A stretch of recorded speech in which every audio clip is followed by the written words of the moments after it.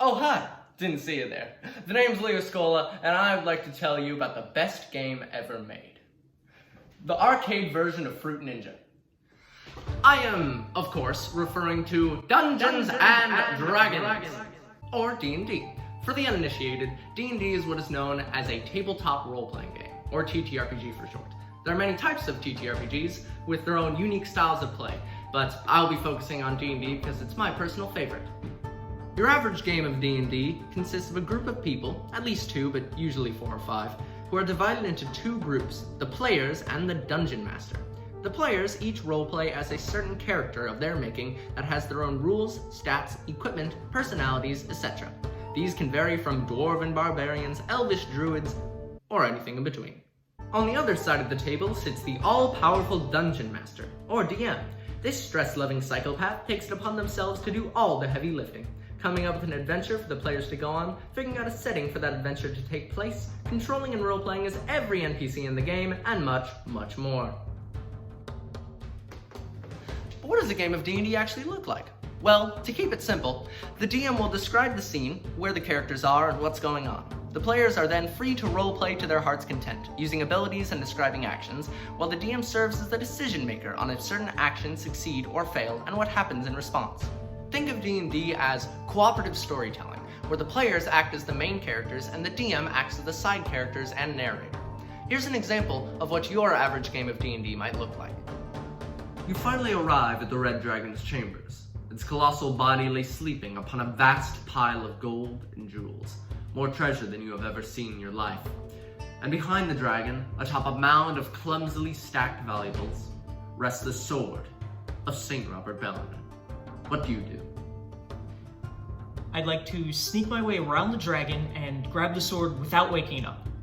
Okay, roll a perception check.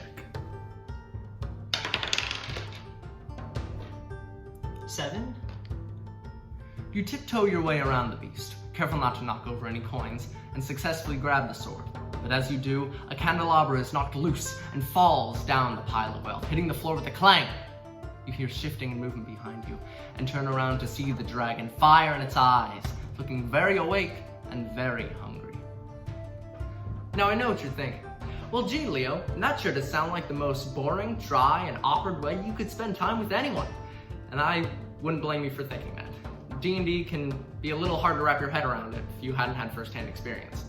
But as someone who has introduced several different people with wildly different personalities and interests into the game, I ask that you hear me out. D&D is my favorite game. Period. Why? Well, where do I start? D&D can be played by anyone of any age, background, experience, or passion. There are quite literally infinite ways to play D&D. Any encounter, adventure, action, or aspect of reality you can imagine can easily be included into your next session. And the accessibility. D&D is easy to learn, and if there's a rule that your group doesn't enjoy, guess what? You can change it on the spot. And I know I've got this crazy setup here, but this isn't what your average game of D&D looks like. In fact, D&D can be just as fun on a professionally made set with cameras catching every angle while you stream your game on Twitch, as it is at a restaurant while using napkins as character sheets. But why does D&D mean so much to me? Well, for one, it takes all my interests and puts them together.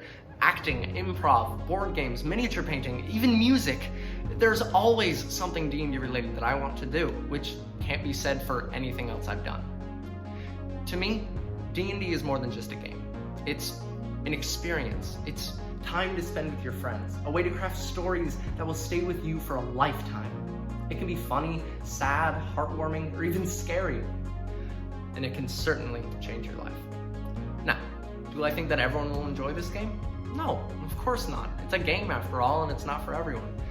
But do I think that everyone has the potential to enjoy this game? Absolutely. So my advice for you is do some research over the summer. Check out the game for yourself and decide if it's right for you. I promise you won't regret it. But if you'll excuse me, I got a game to finish. So, as the dragon sees you, he rears back on his hind legs as fire begins to rise on his throat, preparing to unleash a wave of flame upon you. Everyone, roll initiative.